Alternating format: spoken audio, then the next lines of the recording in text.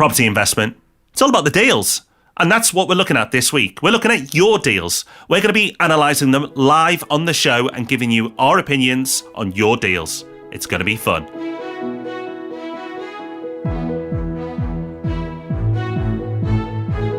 Welcome to the Property Podcast, where every Thursday morning, property investors come together to be informed and inspired.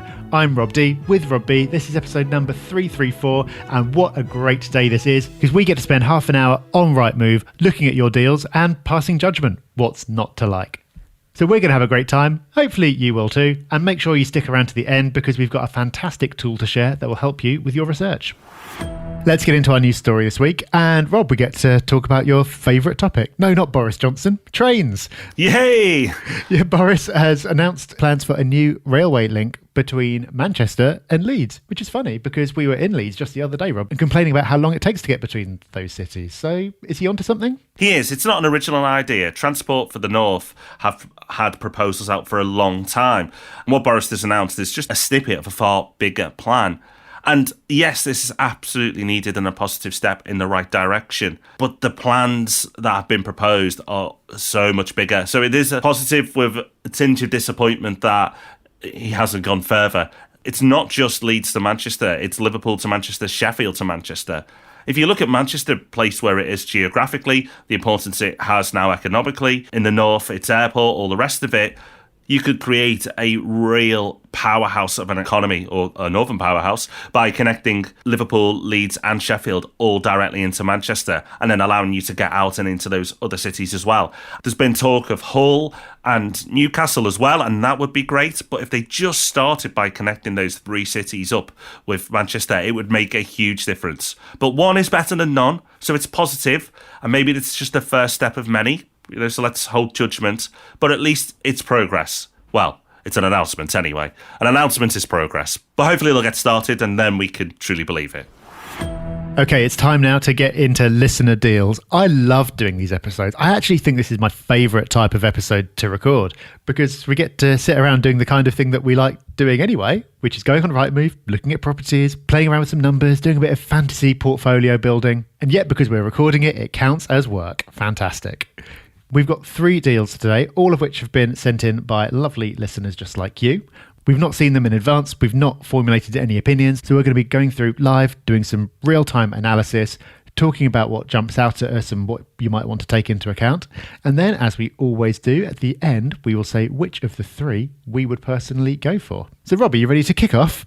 I am. Let's do it. So thank you, Tim, for sending us the first deal. He sent us all the info, so it's going to make our lives a lot easier. So, where is this property? Well, it's in Worthing. That's West Sussex, near Brighton, for those who aren't familiar with the area. The property itself is a 3-bed terrace. First picture, lovely. You know, from the outside, you're looking at it and go, nice, solid property. The roof looks like it's new or newish. It certainly has curb appeal. Then you dig in. The property is slightly dated, but that might suit the area. Tim had commented on the tiles in the kitchen. I think they're quite funky. They might not be everyone's taste, but they are pretty cool. They're a shade of blue, but a striking blue, with an interesting almost tile picture in the middle of them. That could be a clincher. We'll see if that's going to swing us near the end, Rob. Range cooker as well, very nice. Lounge, typical stuff. There's a conservatory, dated one at the back, but again, think about the target area. Worthing is known for the more mature person. So, you know, these things all may be appealing. Again, small bathroom, but absolutely fine. Looks clean, tidy. And the outdoor area looks like a low-maintenance garden, which, again, is great for rentals. Tim has commented that the rooms are small. There are 2 double bedrooms, but with the furniture, looks a little bit cramped. And the 3rd bedroom isn't in the picture, but apparently it's more of a study than a 3rd bedroom. So, that's what we're looking at. Overall, a solid property with curb appeal. Where do we go from here, Rob? What do you want to look at next? Let's go to the numbers. Let's not get too swept away by the tiles and the fridge magnets before we have a look at what Tim's going to be paying for this. So this was originally marketed at $325,000. The price was then cut to $300,000, and Tim has had an offer accepted at $285,000. Very nice. So how does the rental stack up against that? Tim reckons that realistically, the rent is likely to be $1,150 per month not looked into that, but let's take Tim's word for it. He notes that that rent against that price would not pass the stress test, wouldn't allow him to borrow the full 75% that he'd want to borrow. Therefore, unless he can get a higher rental valuation than that, he'd need to go for a 5-year fix on his mortgage to get around that. Because, as we haven't actually talked about much on the podcast before, 5-year fixes are exempt from the mortgage stress tests. So a handy little workaround there. And I would estimate, after plugging in some very quick numbers, that he'll probably end up making a net yield of somewhere around 1.5% and be walking away with about 400 quid in his pocket each month. So Rob, looking at this, it seems to me that he's got a bit of a discount, but not a massive one. The returns are okay, but not amazing. The property is nice, but not outstanding. So the question I'd be asking is, what's Tim trying to achieve here? I don't know the area, so maybe there's some real growth potential here that I'm missing. But it seems to me like it's not a high yielder. In terms of growth, there are parts of the country that are going to do better. So this seems solid, but there's no angle where I'm really getting excited about this. Yeah, I'm the same, Rob. It's like, yeah, it's okay. Would I invest in it myself? No. But would I feel really worried about someone else investing in it? No. If this is your local area, Tim, and we don't know that, maybe that's your angle. Maybe it's just that it's easy. You can self-manage and you just want an easy life. Well, if that's the case, then the transport links, there's 2 train stations within a mile. Schools, there's 2 good schools in the nearby area. The surrounding properties, all nice stock. It's decent, it's fine. It's not, it's not, oh my word, but it's just, okay, fair enough. If that works for you, then great. But, as Rob said, if it is more than that, if it is you're after a yield, if it is that you're after capital growth, or it is that you're after both, you might be greedy, you want it all, then you can do better for sure. And it wouldn't be hard to find a better yield or better capital growth prospects. So this really comes down to, are you local? Do you want to stay local? Do you want an easy life, self-manage, whatever it might be? Then fine. But if this is not your local area, then you can certainly do better. So Tim, on that info, you can go ahead and make a decision, and I hope it goes well for you. But listeners, if you don't live in Worthing, then you can probably cross it off your list. It's a lovely place, but there are stronger places for investment. Let's move on to our second deal then. This one has come in from Sarah, and it's in an area that we're a bit more familiar with. This is Didsbury in Manchester. It's a 2-bedroom flat in what looks like a modern block. Looking at the photos, it looks like it's about 4 or 5 stories. Internally, kitchen and living room look nice. There's a balcony. Nothing there that's any cause for concern. The original asking price was $215,000. The purchase price that Sarah's agreed is $205,000.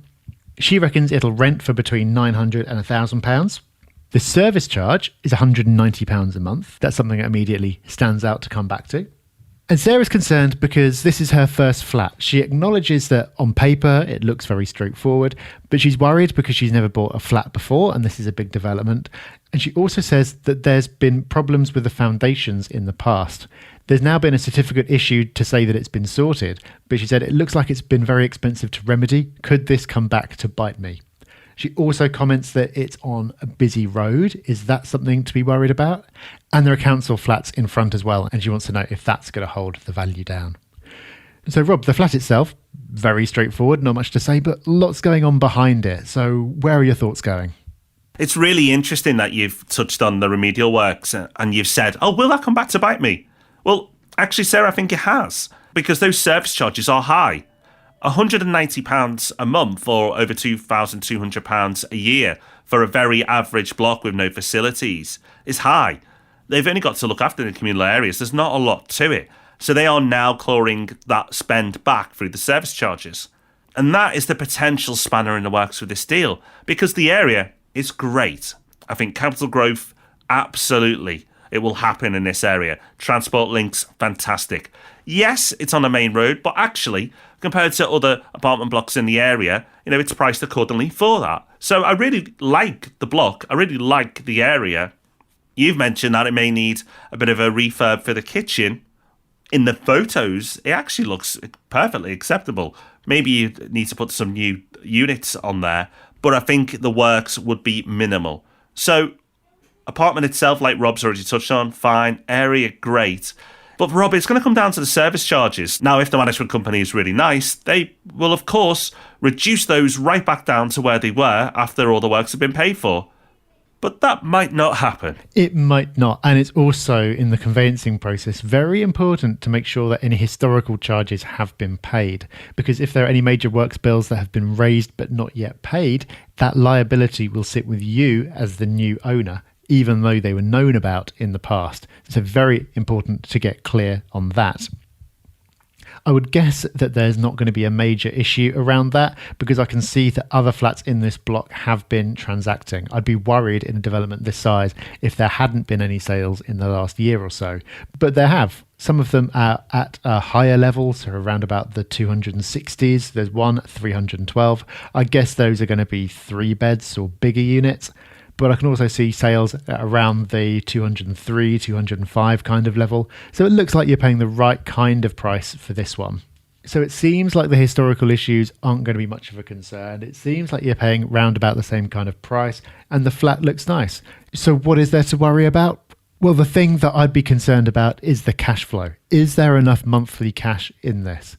It seems tight to me, but Rob, I hope you've been crunching some numbers in the background. I have. So, looking at this, working on approximate numbers, I think your mortgage best case is going to be £474 a month. That's not including any costs that are rolled into your mortgage.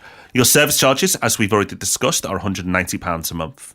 And then if you have the property managed, 10% plus VAT, that's £108 per month.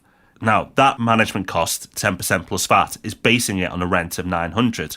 You put £900 to £1,000 as your rental range. But I think this block, the range is £850 to £950. Now, you've mentioned you want to furnish the property, but then I think £900 is probably the number. You might be able to advertise it at £950, but I think you might have to accept that £900 is actually what you achieve in the end.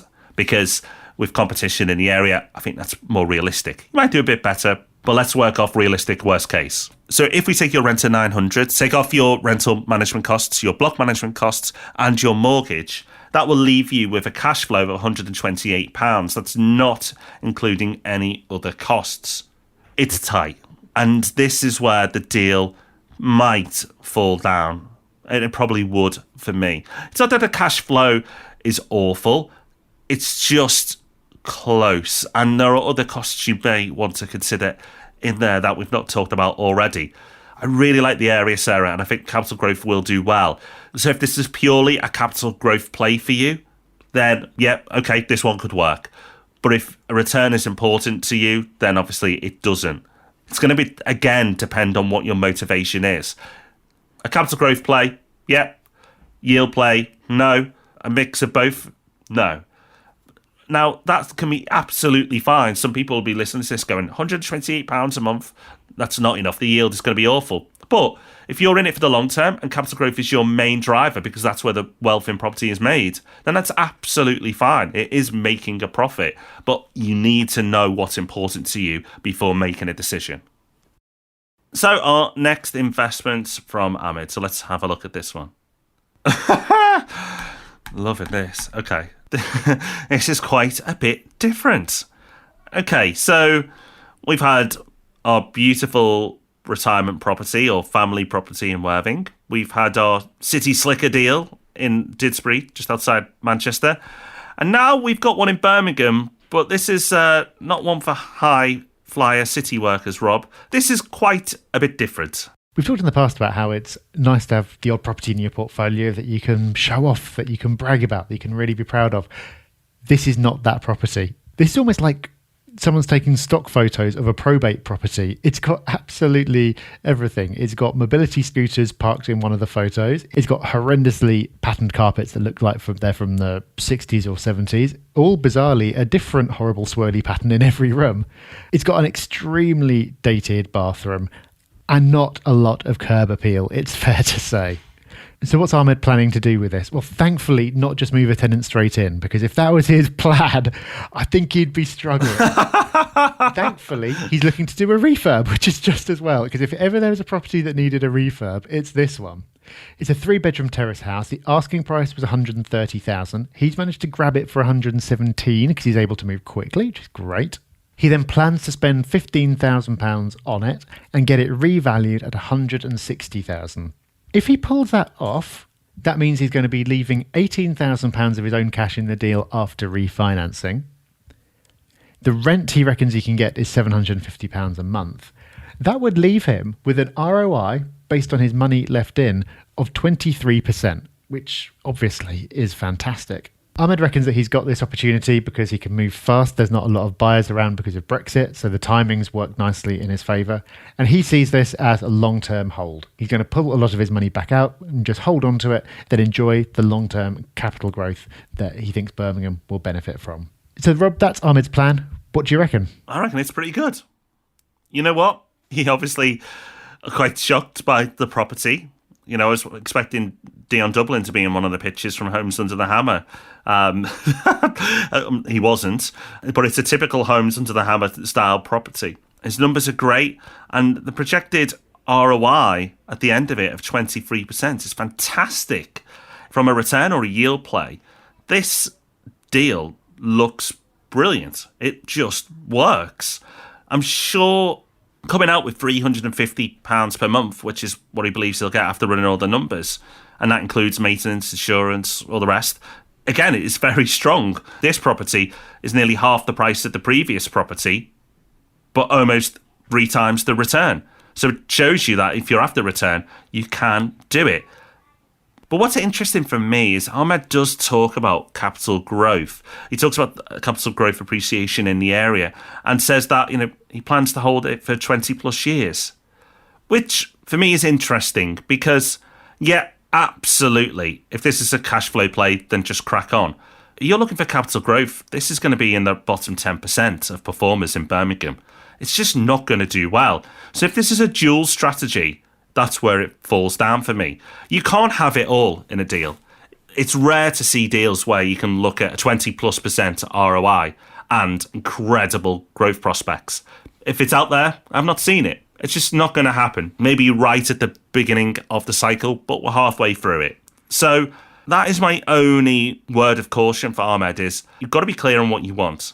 If you are after a bit of both, then you may have to look elsewhere and find a reduced return, but an area with greater growth prospects. If it is just return, then crack on. Because what's interesting for me is that previous deal in Didsbury, although the return here is triple of the property in Didsbury, that could be more than made up in a single year's capital growth in Didsbury.